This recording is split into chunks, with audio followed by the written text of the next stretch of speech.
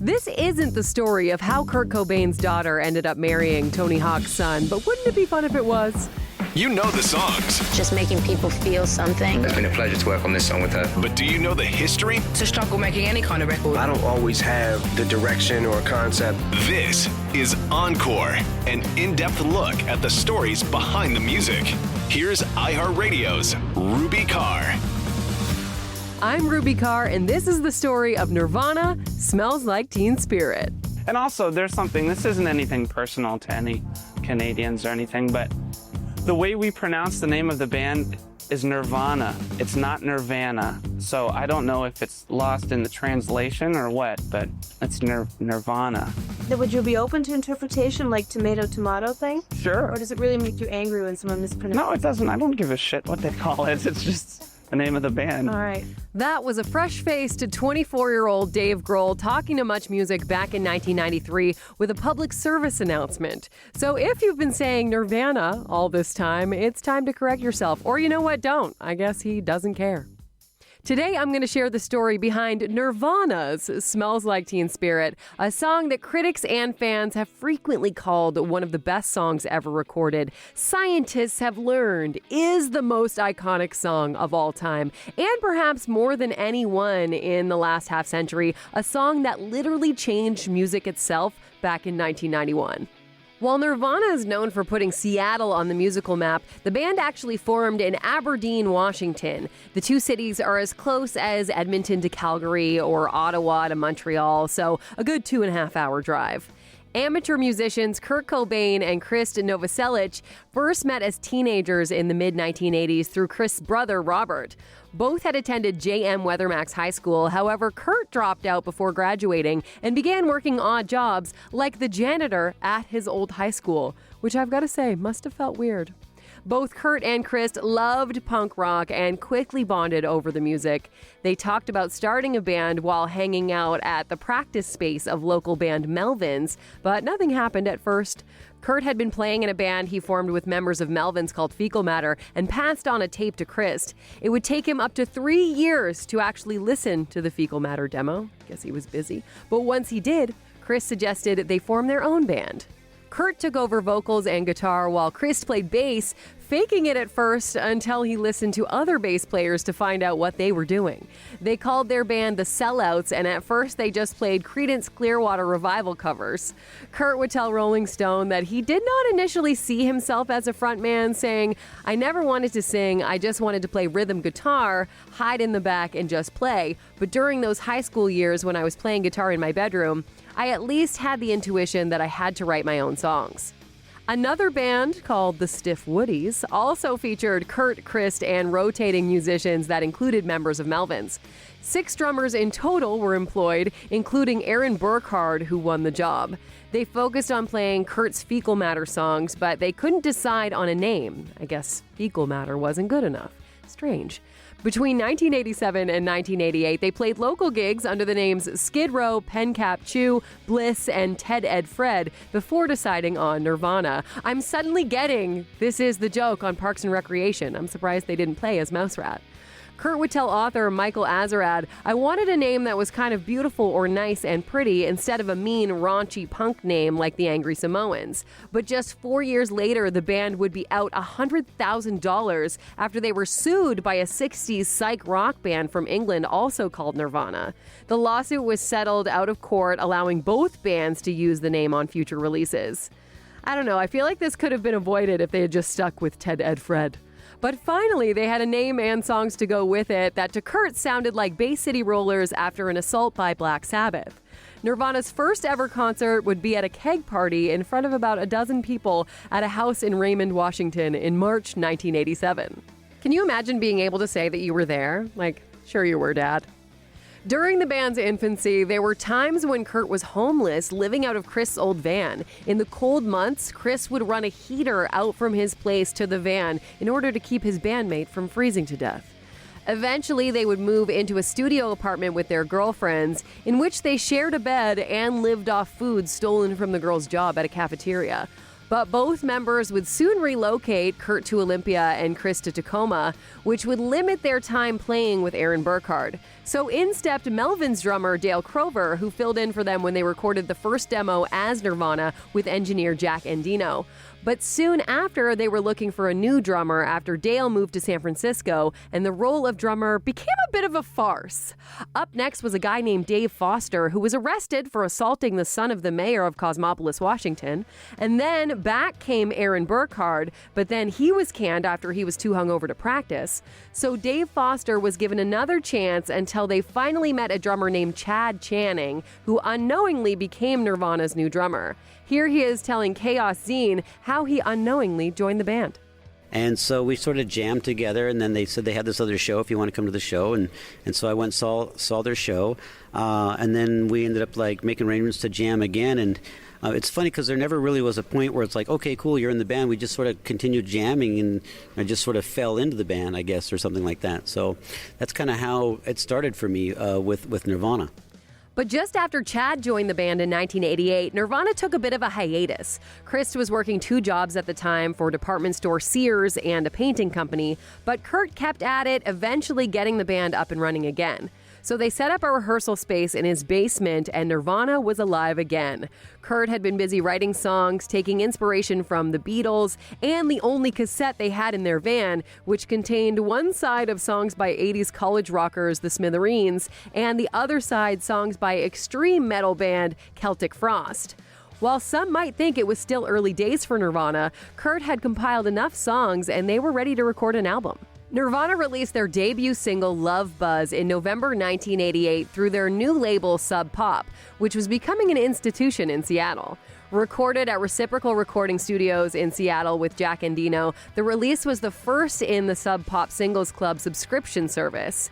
Surprisingly, Love Buzz was not a Nirvana original, but a cover of the 1969 song by Dutch rockers The Shocking Blue. Krist had discovered the song and liked the sound of the bass, so he brought it to the band. But Kurt wasn't happy with the finished product in the end. He would tell NME, "I wish we could have recorded it a lot heavier. It was one of our first recordings. We weren't sure what we wanted to do, so it turned out kind of wimpy compared to our most recent recordings." So where are we on the timeline? I was born mid-December, and then recording sessions for their debut album began on Christmas Eve 1988.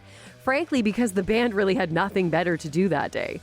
Kurt would tell writer John Robb that most of the lyrics on the album were about his life in Aberdeen, saying, "The early songs were really angry, but as time goes on, the songs are getting poppier and poppier as I get happier and happier. The songs are now about conflicts in relationships, emotional things with other human beings. When I write a song, the lyrics are the least important subject. I can go through 2 or 3 different subjects in a song, and the title can mean absolutely nothing at all." Kurt would admit that he felt pressure from both Sub Pop and the local Seattle scene and convinced the band to give the album more of a heavier grunge sound. So he took inspiration from fellow Seattleites like Soundgarden and Melvins and the classic rock tunings of Black Sabbath and Led Zeppelin.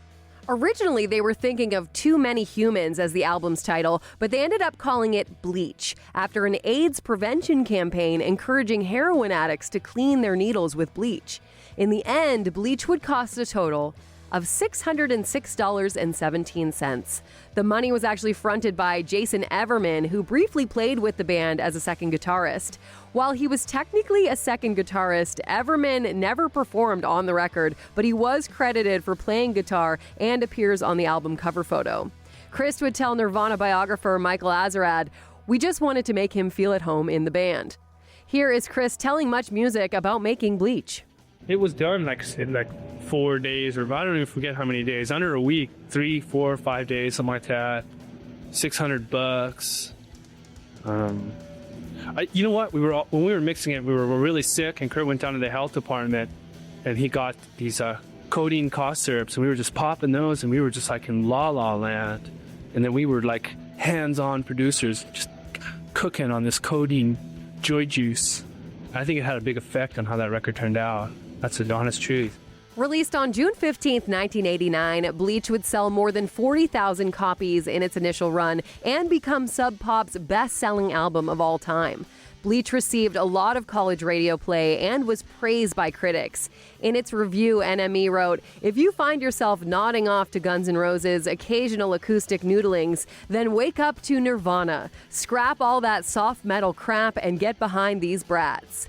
Yes, that was a published piece of writing by a major music magazine. The album's cover photo was shot by Kurt's girlfriend, Tracy Marander, at one of their concerts in Olympia, Washington. The onyx typeface used for the band's name would become synonymous with Nirvana over time. Some might even say iconic. And it was all down to the typesetter for the artwork, just using whatever was already set up in their typesetting machine. As a joke, Kurt spelled his name wrong in the album credits to poke fun at another Aberdeen musician named Kurt Vanderhoof from the band Metal Church, who spelled his name Kurdt. Krist also purposely misspelled his name in the credits. But despite releasing the album, things weren't going amazing for the band. Unhappy with Jason Everman as a second guitarist, they relieved him of his duties without even telling him after a U.S. tour. Then they headed to Europe for the Heavier Than Heaven tour with label mates Tad. Although their shows were remembered as legendary, the British press widely ignored the American bands as they were too focused on the homegrown Manchester and shoegaze scenes.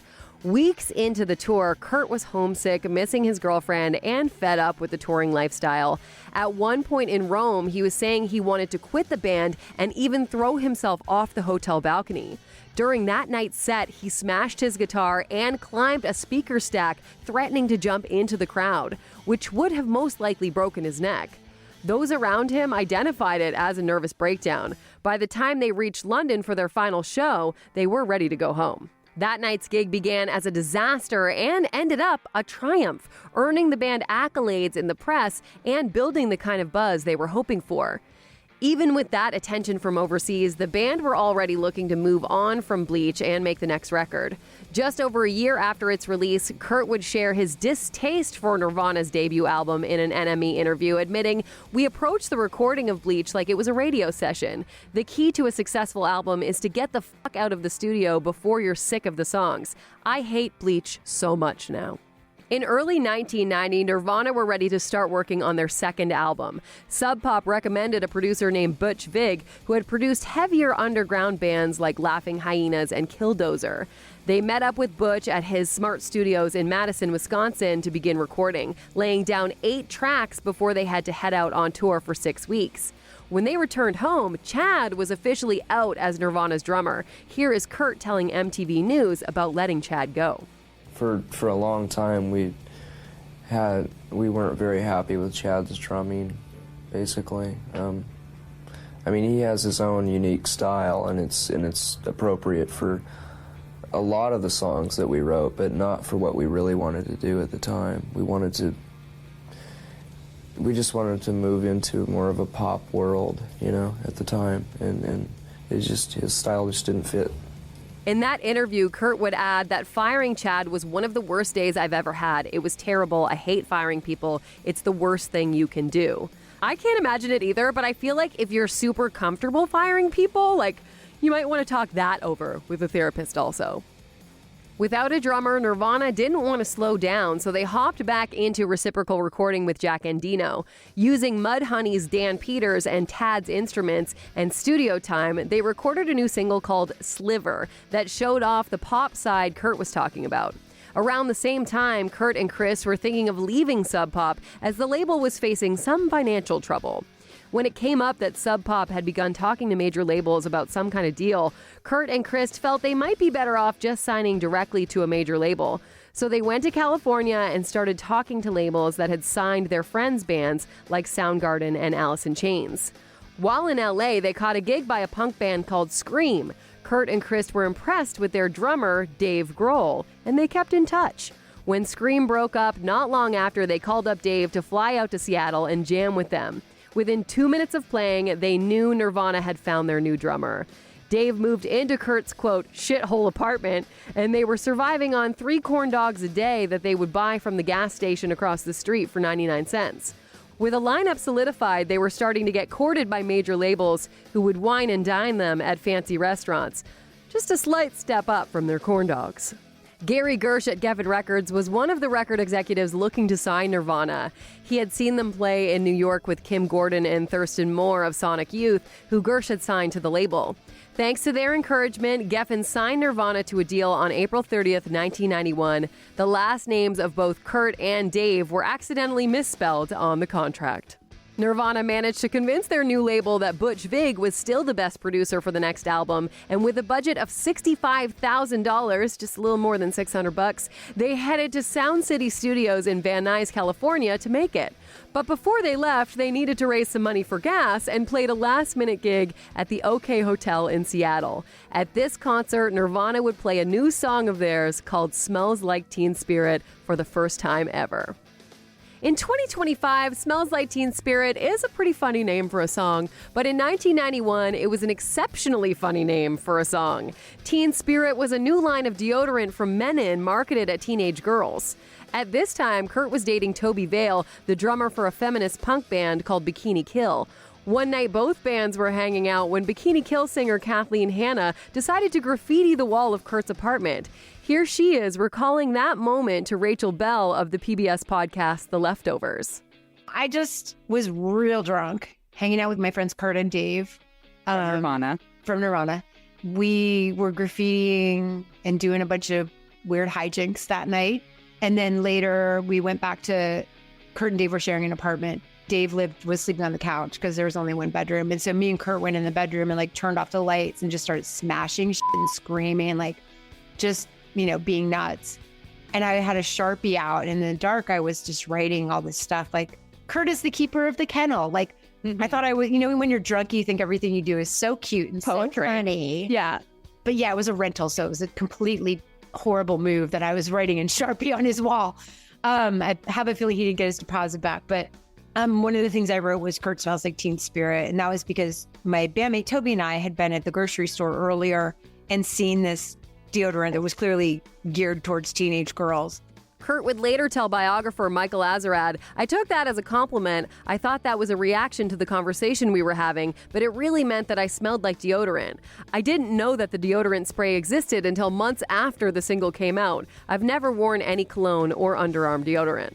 Despite never using Teen Spirit under his arms, Kurt felt he had to use what Kathleen wrote on the wall for a new song he had been writing. Kurt would tell Rolling Stone that he really wanted to write something that sounded like Pixies, one of his biggest influences. He told writer David Frick, "I was trying to write the ultimate pop song. I was basically trying to rip off the Pixies, I have to admit it. When I heard the Pixies for the first time, I connected with that band so heavily that I should have been in that band, or at least a Pixies cover band. We used their sense of dynamics, being soft and quiet and then loud and hard." When he first brought the song to Krist and Dave, all he had for them was a vocal melody and a cliched guitar riff that he admittedly ripped off from Boston's More Than a Feeling and the Kingsmen's Louie Louie. Krist thought it was a joke, but Kurt insisted they jammed it out. As they played, lyrics started coming to them. "Here we are now, entertain us," was something Kurt would say at parties when he got uncomfortable. For the chorus, he added the line, "With the lights out, it's less dangerous." In the end, there would be 12 drafts of lyrics to the song, and it would be the only one on the new album written by all three members of Nirvana. Just don't ask any of them what it was about, like MTV did. Don't ask me. I don't know. Oh, the song could be about anything, really, if you put your mind to it. Creativity is such a beautiful human attribute, so we just leave it to the fan. And being on a major label, you can get away with just senseless babble. Always. Just senseless babble. The whole thing. You heard it here, folks. Your parents were right. Smells Like Teen Spirit is just senseless babble. According to Nirvana biographer Charles R. Cross, Kurt had written the song about his then ex-girlfriend Toby Vale following their breakup. But Krist would later tell Guitar World he was talking about kids, commercials, Generation X, the youth bandwagon, and how he's really disappointed in it and how he doesn't want anything to do with it. When they got to Studio City, Smells Like Teen Spirit was the first song they played for producer Butch Vig. He was in disbelief over what he heard. Here he is remembering that moment in a conversation with Spin Magazine. But the hair on the back of my neck went up because the song was so good. Yeah. And I remember I had a notebook and I was pacing around the room, and they finished it, and the sound, the cymbals, all sort of, the sound just died out. And Kurt said, "What do you think?" I go, "Play it again." it's awesome. Play it again. I just let me collect my thoughts. I hadn't written down any notes at all. I was just sort of blown away by it. And then I started taking notes on the songs, little tweaky things just to tighten up the arrangements and things. But man, they were good and so tight. I didn't know this until later that they had practiced pretty much every single day for 6 months before they came down to make Nevermind. So they were pretty focused. Kurt had already told Butch with excitement that they had just hired the best drummer in the world, though the producer, who was a drummer himself, didn't actually believe him. That is until he first heard Smells Like Teen Spirit. Dave's drumming was so forceful, so powerful, that Butch didn't even bother setting up microphones. It just crushed me how good he was and how good they sounded, Butch would tell Guitar.com. Nirvana recorded the song in just 3 takes, largely due to the fact that Kurt sang his vocals in such a violent manner, which is also how I describe how I do this podcast. Leading up to the release of their second album, things were looking good for Nirvana. They joined their mentors and label mates Sonic Youth for a run of European festivals, culminating in a now legendary performance at the 1991 Reading Festival. That tour was caught on film and later released as the cult documentary 1991, The Year Punk Broke. The grunge scene was finally ready for its close-up. Smells Like Teen Spirit was released a few weeks later on September 10th, 1991, as the lead single to Nirvana's second album, Nevermind, which followed on September 24th. While it seemed like the obvious first single for the album, the band told Much Music how they made that decision. We were asked, what songs you guys wanted to put out first as a single, and we just thought about it. Oh, I say this song, oh, I say that song. And we thumb wrestled, and we thought Teen Spirit. Let's do Teen Spirit as our first single. Now, as good as the song was, it's fair to say that without the music video, this episode of Encore may have never happened. In 1991, music videos had the power to catapult an artist from unknown to superstar if stations like MTV and Much Music put them in high rotation. The director for the Smells Like Teen Spirit video was an up-and-coming filmmaker named Samuel Bayer, who called up Geffen begging for a job. Kurt had already written the treatment for the Smells Like Teen Spirit video, but his original idea had the band walking through a mall, throwing cash in the air for people to grab, then smashing up a jewelry store before the scene moved to the school. In the end, Bayer decided to just focus on the hazy high school as its setting and bring Kurt's vision of a pep rally gone wrong to life. Nirvana wanted to reference 2 1979 cult classics in which the disaffected youth take over. Over the Edge, in which a suburban town's high school is destroyed by unruly teenagers, and Rock and Roll High School, about a literal high school where the students defeat their fascist principal with the help from the Ramones. Costing between $30,000 and $50,000, the video was shot on Stage 6 at GMT Studios in Culver City on August 17, 1991. The night before, at a concert in LA, members of the band recruited some kids for the shoot by handing out flyers that read, "Nirvana needs you," to appear in their upcoming music video, Smells Like Teen Spirit. You should be 18 to 25 years old and adapt a high school persona, i.e. preppy, punk, nerd, jock. Kids of all kinds showed up and sat around for approximately 12 hours, becoming restless by the end of it. With pent-up energy and anger, what you see in the final moments of the video where all hell breaks loose was requested by Kurt, who was also feeling it after having to play the song over and over. Samuel Bayer would tell Yahoo, "It's all real. The last 30 seconds of that video is those kids destroying the set, and I just happened to have a roll of film in the camera." According to Bayer, Kurt hated everything the filmmaker did, and they fought like tooth and nail. Here is Kurt telling MTV News about his issues with it. I liked the video overall, but it wasn't what I pictured in my mind. When I come up with an idea for a video, I want it to be translated exactly how I see it in my mind, and it just wasn't that way. I mean, we didn't take enough time, we didn't prepare ourselves enough to have as much control as we wanted to, you know?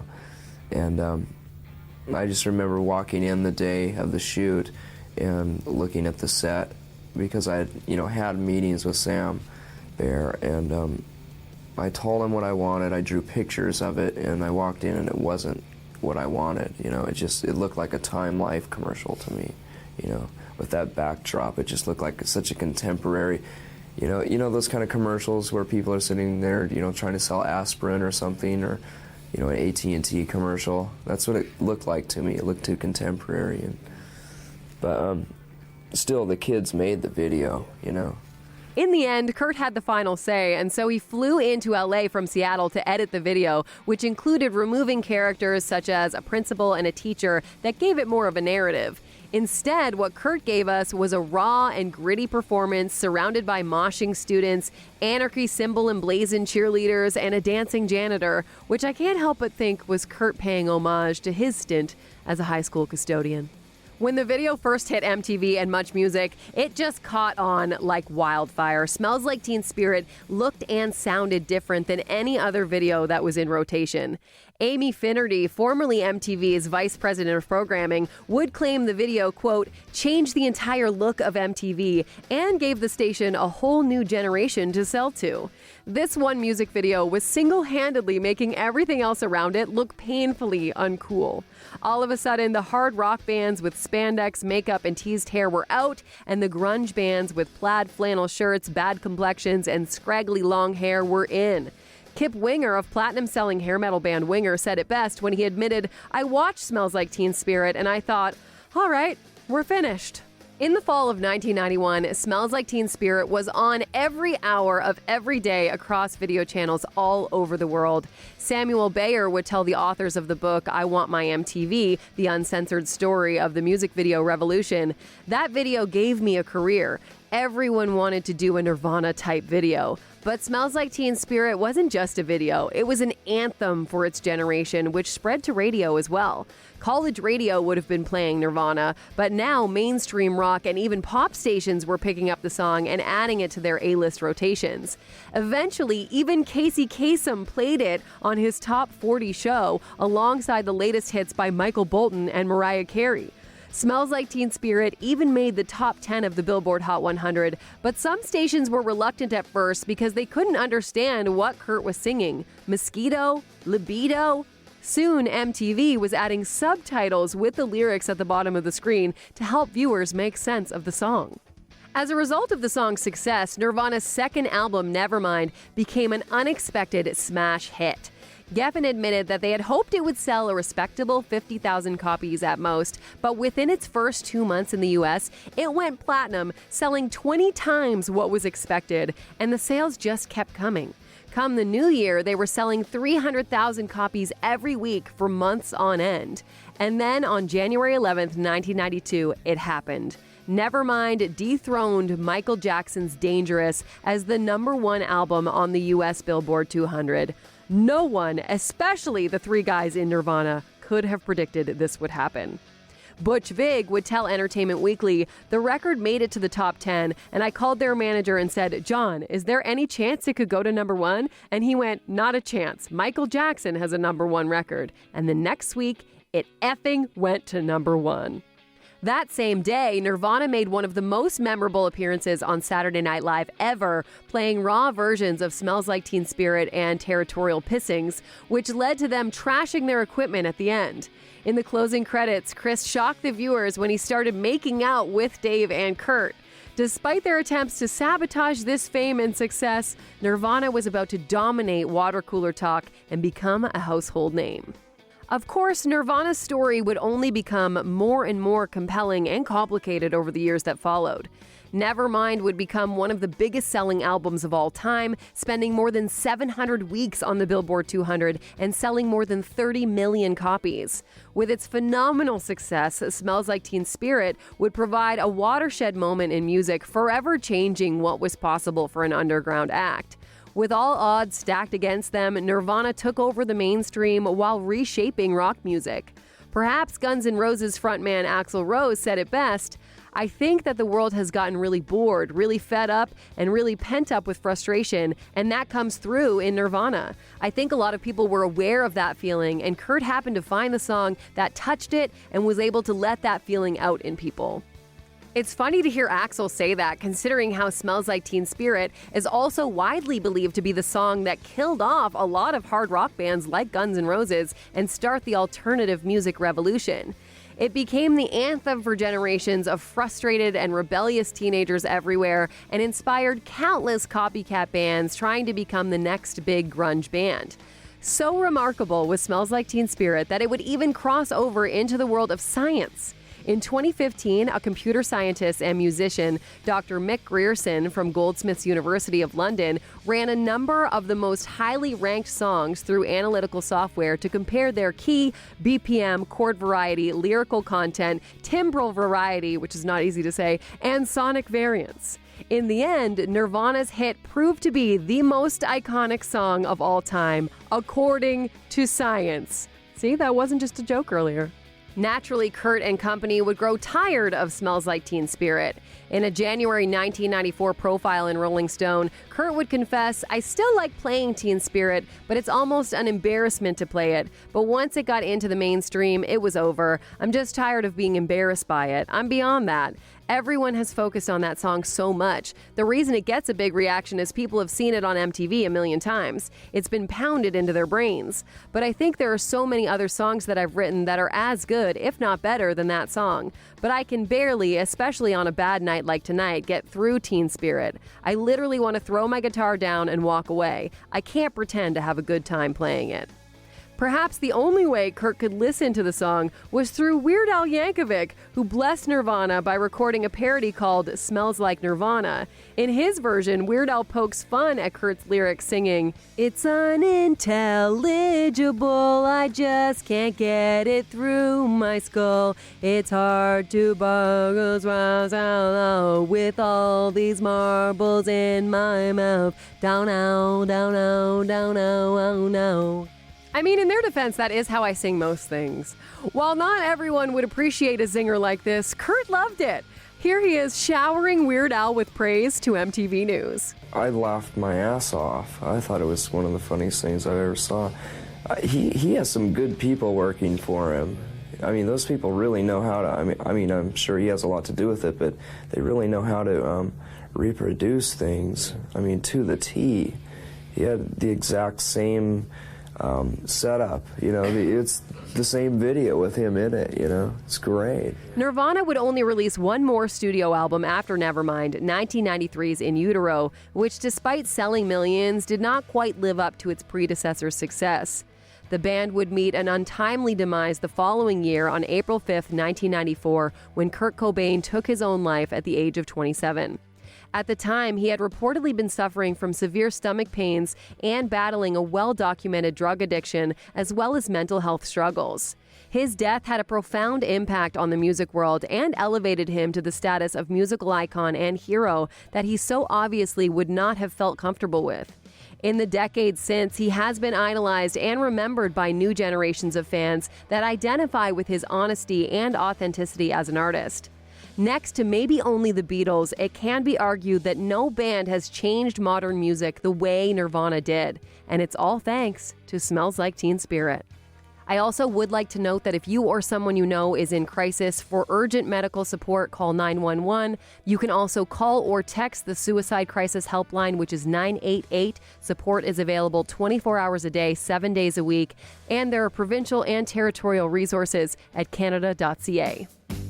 I'm Ruby Carr. Thank you so much for listening to another episode of Encore. New episodes every Thursday. Make sure you subscribe so you don't miss a moment. I'll talk to you next time. Encore is an iHeartRadio Canada podcast. Download the free iHeartRadio app and subscribe. Thank you. Thank you so much for coming.